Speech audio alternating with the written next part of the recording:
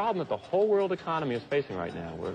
We got a thread there. It's a strong thread, but we're still hanging by a thread, which is China's been holding its currency stable, and therefore Hong Kong's also been able to be stable. If they decide that they want to remain much cheaper than Japan and Korea, and if they lower their currency, with 1.25 billion workers, they can start flooding us with goods. South America, which is coming on strong economically, and business is beginning to tap it, but just beginning to. Even the Middle East and Africa have tremendous human resources and human potential.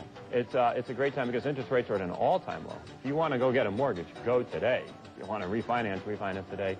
Also, you don't have to rush, but in the next few months, if you want to get some consumer electronics, a new car out of Asia, it's a time to buy. If you're looking for new customers, tomorrow's customers are not in Europe, and they're not in North America. They're out there in India, in Africa, in the Middle East, in Brazil, and that's how you can grow your own career and also do some good.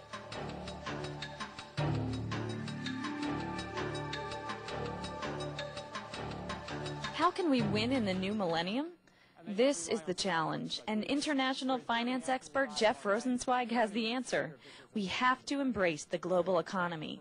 Professor Jeff Rosensweig is renowned for his expertise on the global economy and its impact on corporations and individuals who want to thrive in the future.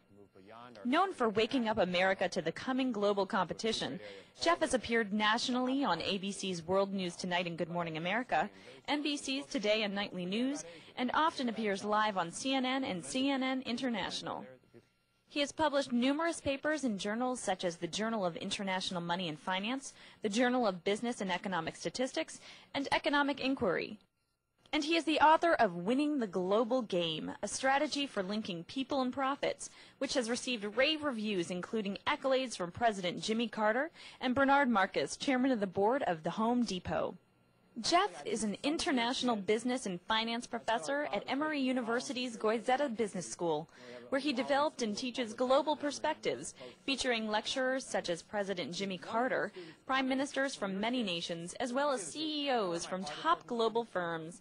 Whether teaching in the classroom or waking up organizations to the importance of our global economy, Jeff makes an impact in the business world today, as well as with the business leaders of tomorrow.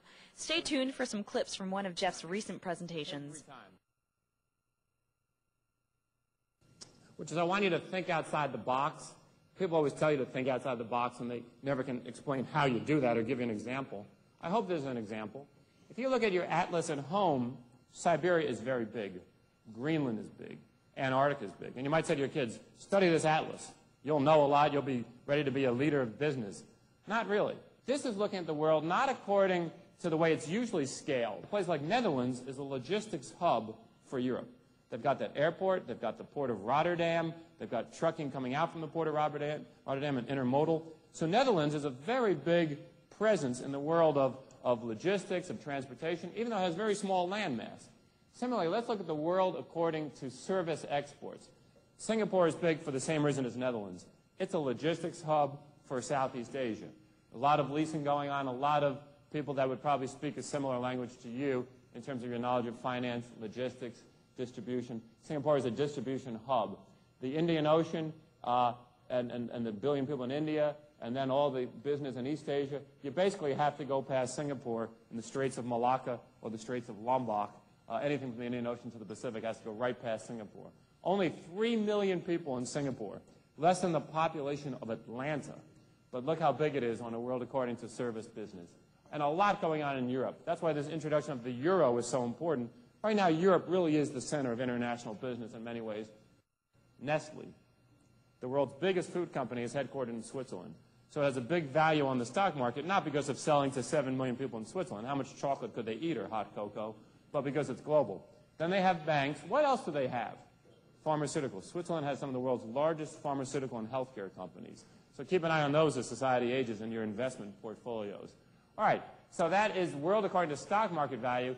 Why is Finland beginning to show up finally? Nokia. My only good stock investment ever, so I have to mention it. Up tenfold in the last 2 years, because every one of you probably has a Nokia product. More importantly, as Rick showed us, the world's going to move from 6 billion people to 9 billion people. Of those 6 billion, less than 1 billion have a phone. And as people get their first phone, obviously it's no time to start stringing a lot of wire, so they'll jump to a cellular phone, and Nokia seems to be the choice. So very interesting development.